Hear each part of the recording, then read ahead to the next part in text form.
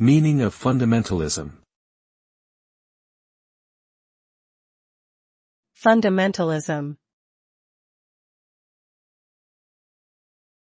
Fundamentalism. Fundamentalism. Fundamentalism.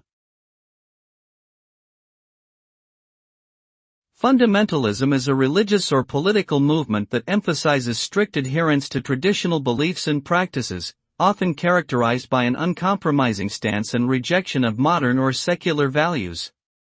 It can lead to a narrow-minded approach to issues and a reluctance to accept change or alternative viewpoints.